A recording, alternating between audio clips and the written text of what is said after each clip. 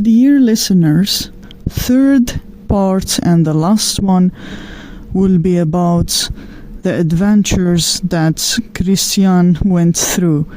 He has experienced so many interesting adventures and competitions, and I told him to share it with us and inspire us. Enjoy listening.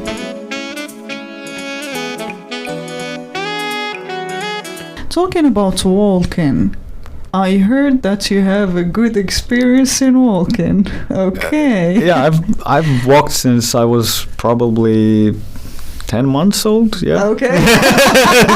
According to my mom, I started walking when I was 10 months. Oh. And that's different. I've done it since then up to now. No. And I plan to walk much more in the future as well. Okay. Actually, Kristian is humble and he doesn't talk about himself a lot, but I get to know this information from his friend, that he actually an adventurous man and he liked to experience so many adventures. So now I will force you to talk about yourself. Tell us about your adventure of walking and cycling around Finland. Oh, that one, okay. Yeah, I remember that one. But you know, I guess you don't always remember where you have walked. So that's probably, it's maybe a bit weird bringing it, like starting to talk about, hey, do you know I walked there and there? I know, like luckily his friend told me this information. Yeah, and he told me other stuff as well. So I will ask you more. Go ahead. Yeah. So okay, that walk. Okay. Yeah. That's the walk I'm talking about. Yeah. So 2019, I walked from Nuorgam, which is the northernmost village of Finland, to Helsinki. So it's in the south of Finland, for those who doesn't know. Yeah, it's not the southernmost point. Hanko is the southernmost, and some people actually do it. They go from Nuorgam to Hanko. Oh, I didn't know that. But I wasn't interested going to Hanko. I wanted to end somewhere where I would have friends and family. Okay. That's why I ended in Helsinki. But yeah, first I took the bus to Nuorgam. And but bus from where? From Helsinki, from Kamppi. Oh my god. To Rovaniemi, 12-hour bus. I know. You know, I traveled by bus from Jyväskylä, from Oulu actually, or Jyväskylä to Rovaniemi. Okay. And it was a struggle for me. Okay. Yeah. And it was not too long. So let alone traveling from Helsinki. It's from Helsinki. It was 12 hours. Oh my god. I had to stay the night there. That was an adventure alone. Yeah, that was because without walking. Yeah, because there are not that many buses going from Rovaniemi to Nuorgam. So I had to stay one night in Rovaniemi. Then the next day I took the bus from Rovaniemi to Nuorgam, and that was also maybe 5-6 hours more. Because from Rovaniemi it's still a long way to go to the north. Okay. And people think, Rovaniemi is so up in the north, but now we are aware about that. Yeah. And the thing also, like the bus ride in one line only. Yeah, but that's normal here. No, I mean actually, like the road from here to Tampere or Turku, like the road is very wide. So, you know what I mean. Yeah. But when you go to Rovaniemi, that you have only two lines, one which take you to Rovaniemi, one which come back. So that's pretty normal there, and the in bus is smaller. very slow, and there are a lot of animals as well. Reindeer sometimes. Reindeers. Yeah. We have to wait for them to walk. Yeah. So when I did this trip, actually, for me from Jyväskylä to Rovaniemi, I was I will go back to Helsinki by train. Yeah, it's much more comfortable by train. Now you can tell us your experience. Go ahead. Yeah, so I was in Nuorgam, and Sorry, I have to ask you, was it in winter or in... No. It's not in winter. No, it was In summer. It was in May 19th I started walking. Okay. So there were no mosquitoes yet, which was good. And well, maybe I should tell why I walked before I start talking about. So I had 1 or 2 years earlier started thinking about doing something adventurous. I had a high school friend who paddled a sup board, or what's it called, sup board, along the whole coastline of Finland. Okay. And that was maybe 2016 or earlier, and I was like, okay, that was quite cool. I want to do something similar, but like water was not my element. I was like, no, I'm not going to do that. And then I decided, okay, I could actually try to walk across Finland. It would be interesting to see my home country like that. And at that time I hadn't traveled that much in Finland. And that's quite common actually also for Finns, that we might not travel that much here in our home country because we prefer to go abroad.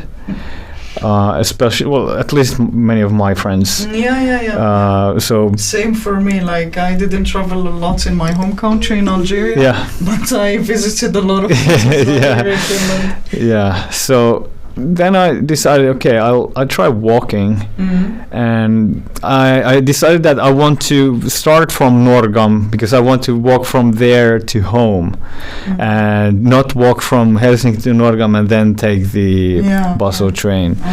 So it took 78 days. But I had like 25% of those rest days, so that's 19 rest days. And or was it even more? At least, 19 rest days. It's okay, it's the average. And the total distance was 1,537 kilometers. Oh my god. So usually I walked something between 20 to 30 kilometers. But my longest day was 70 because I wanted to test that day. And I also had a ride for my backpacks. I had a few days when some locals, they drove my backpack to the place where I was going to go that night. So from Ivalo, I think it was from Ivalo to Vuotso in Lapland. I walked in one day. It took 17 hours, and that was quite hard. But Lapland was hard because I had to prepare myself to have enough food for 5 days even, because the next shop was, the distance between shops was I would say 80 to 120 kilometers. Because the population density is really low in Lapland. But after Lapland it was much easier in like central and like southern Finland. And in the end, I managed to get a lot of help from the locals. Nice. From all the 78 days, I think I was sleeping at the locals' homes maybe 50 nights or something like that. Okay, that's interesting. So mostly random people I didn't know. That was really good experience. That was, a few I just met somehow randomly or knocked the door, or but in some point I posted on Facebook groups about my project, and I said, if you could tell me if there are some affordable accommodations, or if someone wants to help me, I would be happy to meet some locals. And and there were actually much more people willing to help me than I could like receive help. So there were sometimes like 3 or 4 offers of like coming to somewhere to sleep and So I spent a lot of time with the locals, and usually when I was somewhere, I maybe spent one rest day there, and we went somewhere close to them and spent the day together, and like to see the local sites. For example, the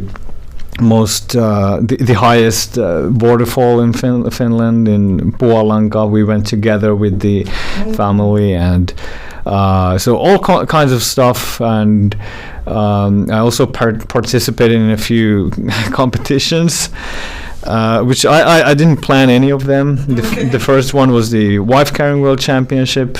Okay. It's not wife carrying in Finnish, the word, but that's the English name. And most people have their like partners, but I was single at the time.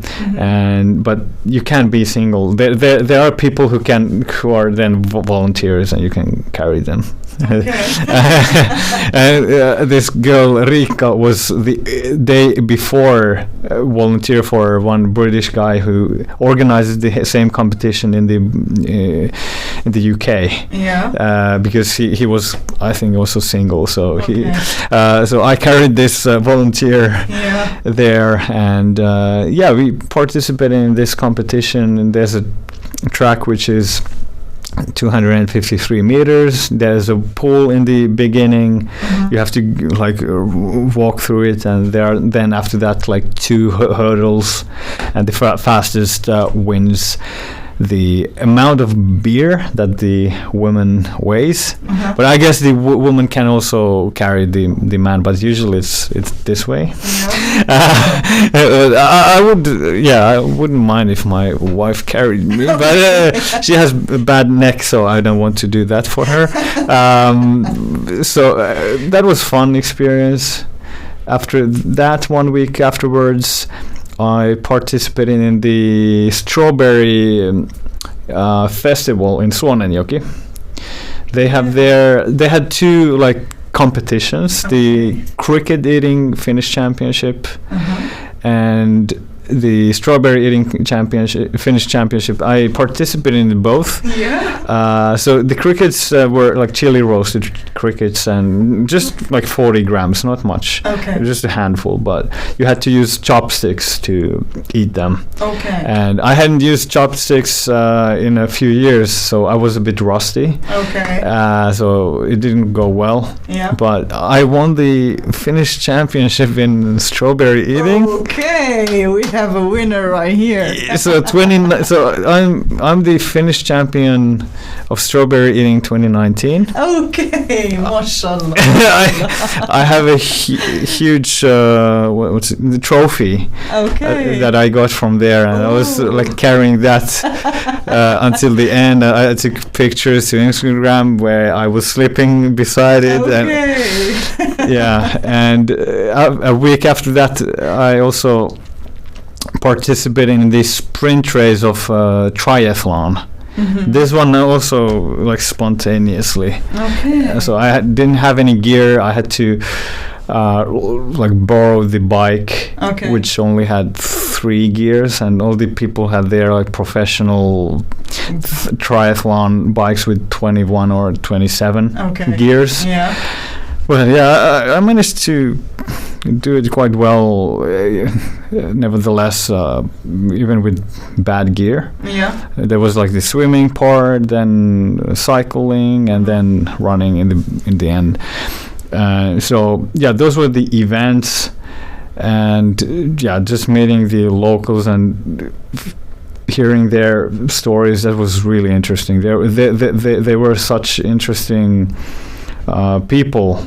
So it was really interesting, and in the end I even hoped that I could continue even longer, because it was really fun at that time, because it was also much easier when there were much more shops. And the population density is much higher in the south, so it wasn't a struggle like in the beginning. In the beginning, the first, I would say, maybe 200 kilometers, I was like, I don't know. Maybe I'll just hitchhike, and I'm sure about this. I sent some stuff back home a few times to make my backpack lighter, but yeah, the first month was quite hard. And the section in Lapland, but then gradually it became much more fun, and yeah, there were ups and downs a lot, but I guess that's with every project, every work or anything the same. If the highs are high, the lows are also very low. At least in this point, a few days when there was a huge rain and I was walking maybe 2 hours in like I had soaked shoes and I was really like wet and something like that, or when there were like mosquitoes following me the whole 4 or 5 hours I was walking. And when I had to like set up the tent, I had to set up the tent and jump inside because there were so many mosquitoes following me. And I couldn't even like there were a few days when 4 or 5 hours I was walking and there was a huge cloud of mosquitoes. I know. I couldn't even stop to have a pee because they were that was horrible. But there were and some difficult days in the tent. Okay, I had only 9 nights in the tent, which is quite not that much. But yeah, in the end, I was really happy that I didn't give up. Okay, yeah. Because I remember in the beginning, I was thinking, because every kilometer was a struggle in the beginning. Yes, I can imagine. And what about kayaking? Yeah, so after walking, I think I got the idea during my... Or did you cycle back to... No, that was... So, after my walk... I think I started already during the walk thinking what to do next.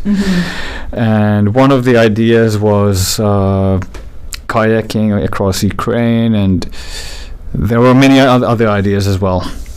After walking across Finland, maybe half a year later, I walked across Sri Lanka.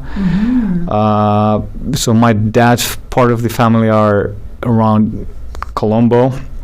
I had been only once there when I was 10. Okay. So that was my second time I went there. I walked from north to south, and I just made it in time because the COVID pandemic started at that time. Okay. So I really had to rush until the end.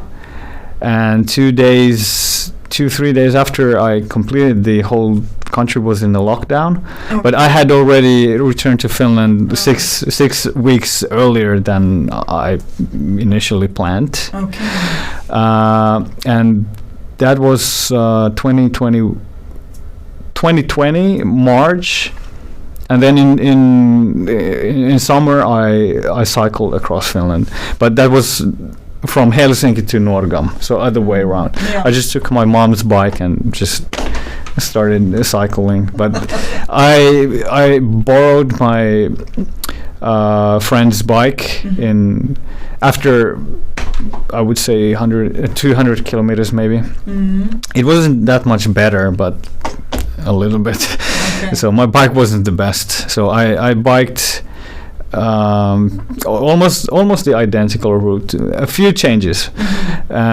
So just one night in the tent, and the remaining just at the people's homes who I met the year earlier. Because when I started posting, they were like, come here again. And so I was visiting these people again. So from one place to another, from Helsinki to Nuorgam. And the first night was in the tent, but all the remaining ones I was sleeping at other people's homes, like these acquaintances or people who became my friends. So that was very fun. Nice, very impressive. And after that, 1 year afterwards, 2021, I walked across Estonia. That was, I think, 370 kilometers or something like that. So 14 walking days. That was not that long compared to Finland or Sri Lanka. And 1 month after that, 2021 July, we started our honeymoon with my wife. So we bought the kayak from Kiev, and we then paddled across the Dnieper River until Kherson. Although we had to skip. How long? Because we don't know this. Yeah, the planned distance was 870 kilometers, but we had to skip 2 sections. First time due to stormy weather. I think it was like 50 kilometers. So we had some problems there, but it started raining and there was thunder and really bad weather expected for the whole week. So we just got a lift for our kayak to the next lock. There are 5 locks along the way from Kiev to the Black Sea. And you cannot cross them with a kayak. You have to have an engine in the boat. So we always had to think a way of going past them. So basically a truck or something. So we just got a ride for our kayak past the next lock.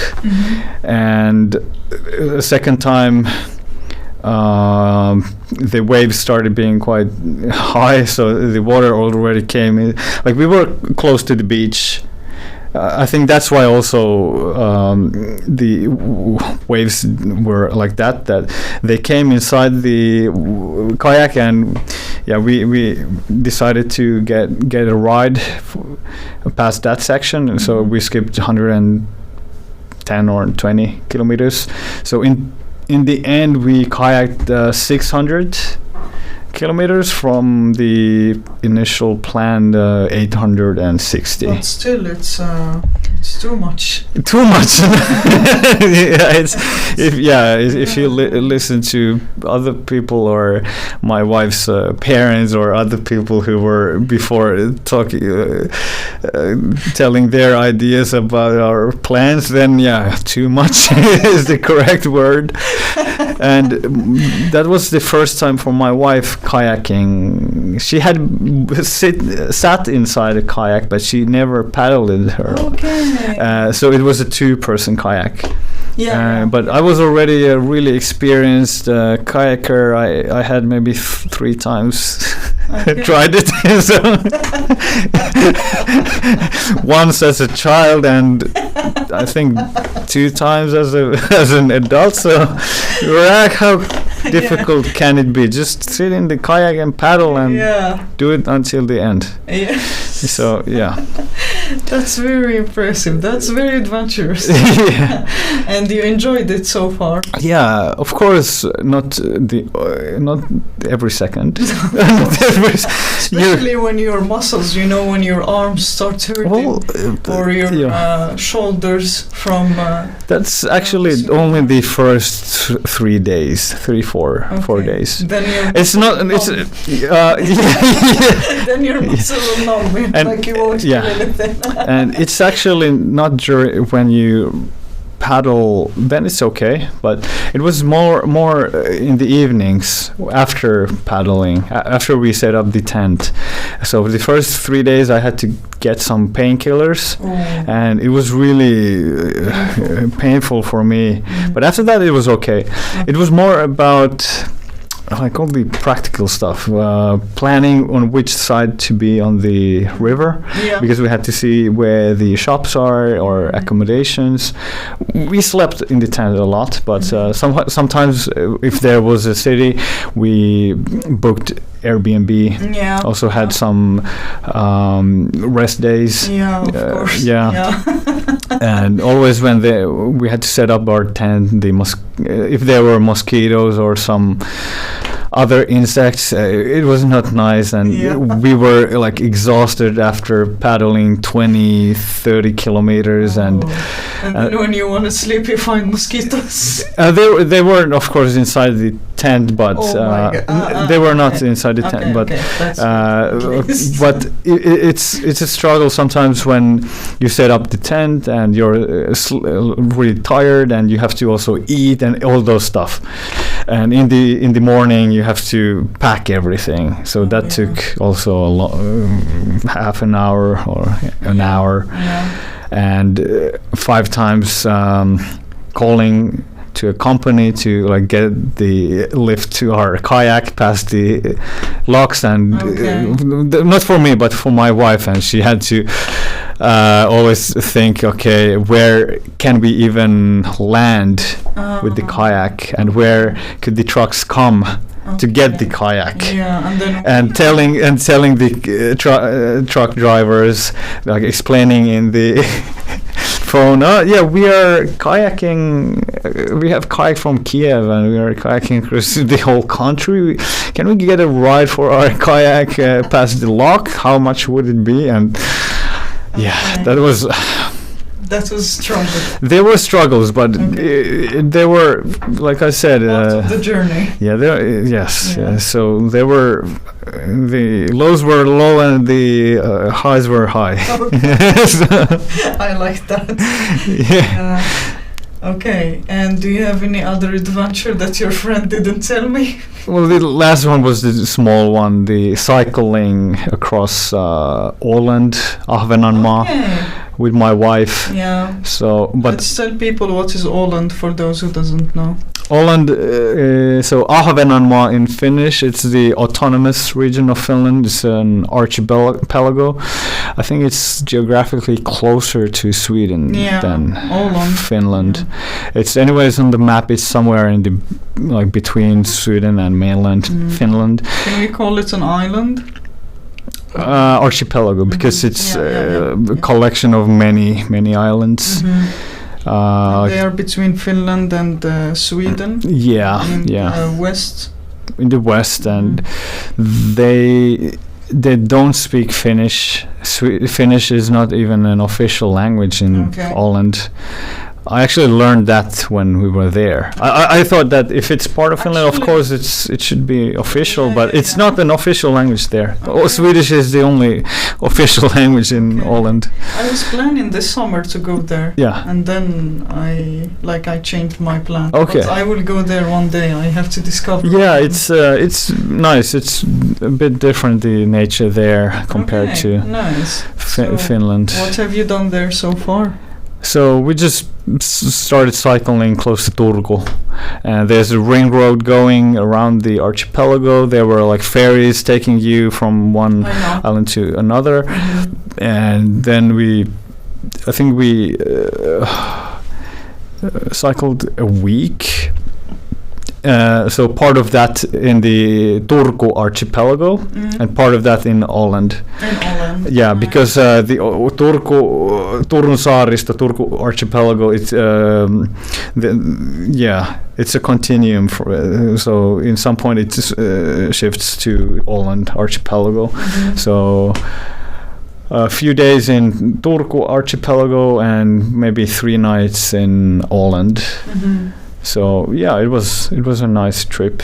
So we were just riding our bicycles there and exploring the places. Oh, that's very nice. Yeah, that's the last one. Of course, we've done some regular trips with like cars and like that, but not that kind of adventures. We plan to do more. Maybe in Malta this December, because it's quite small. I can carry my son and and maybe next year somewhere. But we will definitely continue walking. Okay. But probably smaller countries because we have a 9-month-old baby. So, but we won't let this stop us because we will definitely continue as a family doing this. Yeah, of course. Yeah. Okay, so I try to bring out from you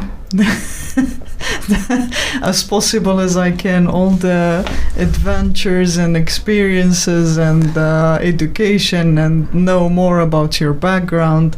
But if you have anything else you want to add or something that I forgot to ask you or you want to share with the audience, feel free to say it right now. Let's see. Well, I think we have touched almost every topic, at least from the surface, because you could speak. I mean, if I would tell about each big adventure in detail, it would take the whole day. But I think we've talked about all the different main topics today. Okay. Yeah.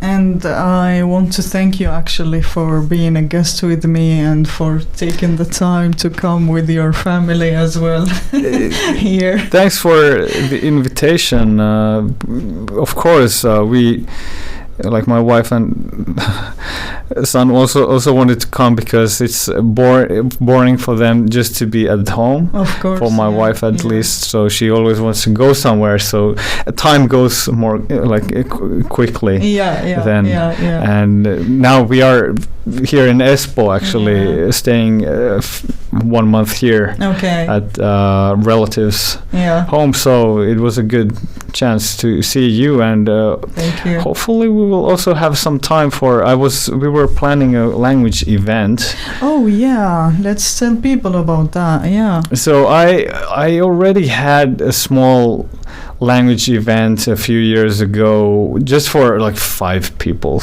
My wife Zaki and Anton and I think Junita. So 5 people. Yeah. And now I had something in mind that would demonstrate a bit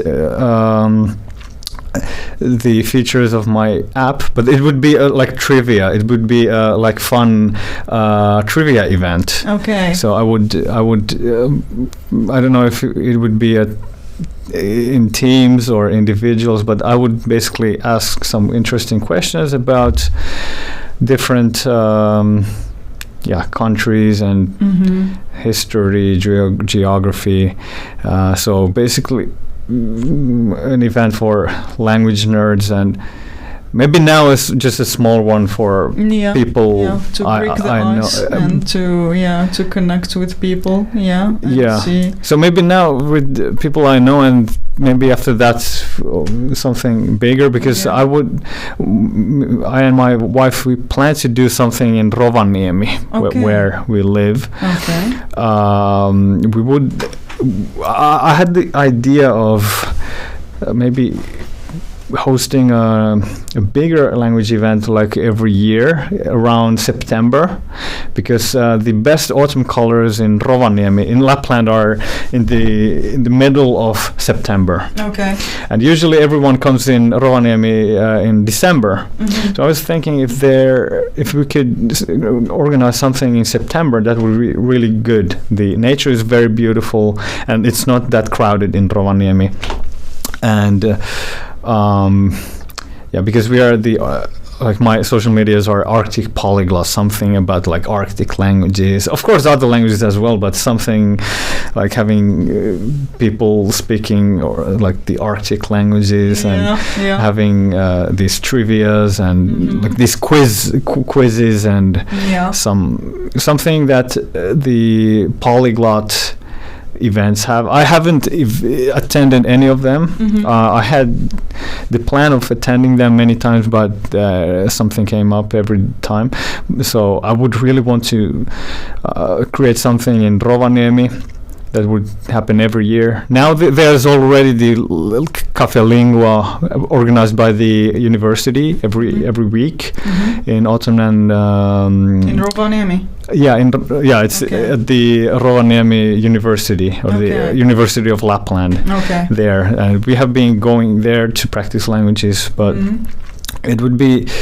I was planning maybe to now test something with you guys here, and then maybe having something in the Cafe Lingua. Maybe there would be some area where I could have the quizzes and then test those, and maybe then plan something bigger every September. That's a really good idea. We can we will try to manage as soon as possible to organize this event since you are here. I hope you still have time with us here in Espoo. We are still around like 10 days maybe. Okay. So we can do it in a library or outdoor. We will inform the audience or the people who are interested through Instagram and Facebook as well.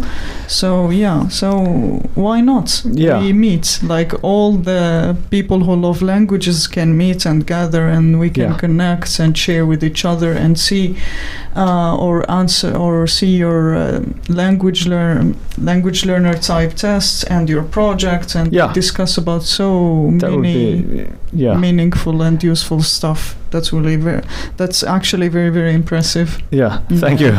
And thanks for inviting me here. It was fun talking about these projects and experiences. Thank you for coming, and it's a big pleasure for me to have you right here.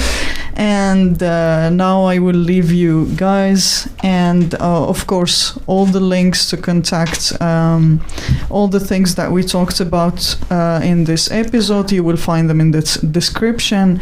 And feel free to drop Kristian a DM, and if you have any suggestions or you want me to host or talk about any other topics, please feel free to send me a DM and let me know what do you think about this episode in the comments below, and see you next time. Ciao.